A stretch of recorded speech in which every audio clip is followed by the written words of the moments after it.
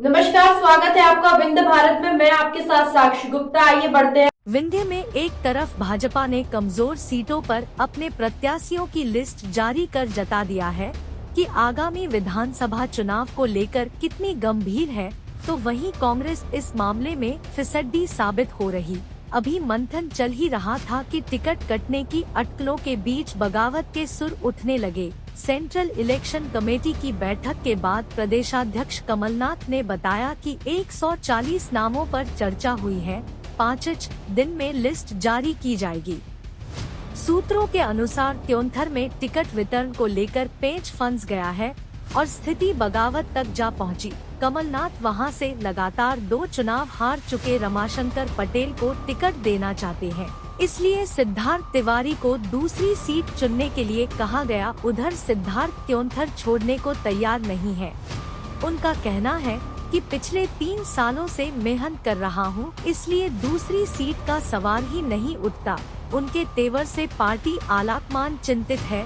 वो वरिष्ठ नेता मनाने में लगे हैं कि कोई बीच का रास्ता निकाला जाए।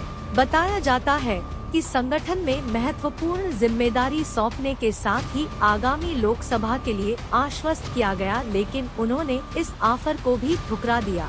सिद्धार्थ तिवारी पूर्व विधानसभा श्रीनिवास तिवारी के पौत्र हैं। वह उनकी राजनीतिक विरासत को आगे बढ़ा रहे हैं। रीवा सहित विंध्य में उनके अच्छे खासे समर्थक हैं, जो टिकट कटने पर विधानसभा के चुनाव में कांग्रेस के लिए सिरदर्द बन सकते हैं।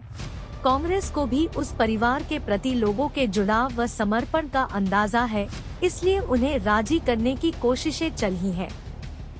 राजनीतिक गलियारे में तेजी से चर्चा चल रही कि अगर कांग्रेस सिद्धार्थ तिवारी राज को टिकट नहीं देती है, तो उनका अगला कदम क्या होगा।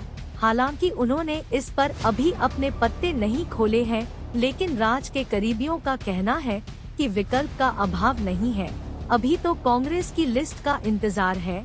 इतना जरूर तय है कि सिद्धार्थ तिवारी विधानसभा का चुनाव लड़ेंगे। उन्होंने 5 साल जनता के बीच रहकर उनके संघर्षों की लड़ाई लड़ी है, इसलिए चुनाव न लड़ने का सवाल ही पैदा नहीं होता। कुल मिलाकर कांग्रेस क्या कदम उठाती है, इसके बाद ही सिद्धार्थ की रणनीति तय होगी। जैसे ही यह खबर आई कि सिद्धार्थ तिवारी को त्योंथर से टिकट नहीं मिल रही, जंगल में आग की तरह फैल गई।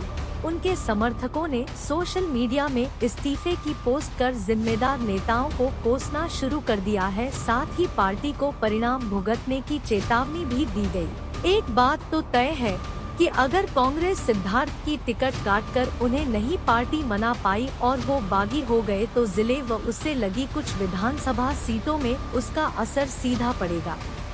रीवा ब्राह्मण बाहुल्य जिला है। यहाँ की राजनीति का दिशा निर्धारण अब तक ब्राह्मण नेता ही करते आ रहे हैं। पूर्व विधानसभा अध्यक्ष श्रीनिवास तिवारी की तो तूती बोलती थी। समूचे जिले में गांव-गांव उनके कार्यकर्ता है।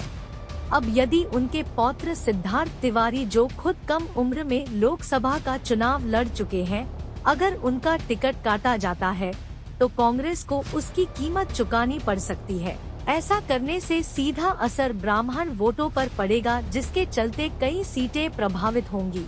राजनीतिक जानकारों का मानना है कि ऐसी भूल कांग्रेस को नहीं करनी चाहिए। विंध्य में हालत पहले से पतली है। यह कदम सेल्फ गोल फिलहाल के लिए इतना ही। खबरों का सिलसिला लगातार जारी है। बने रहिए हमारे साथ। नमस्कार।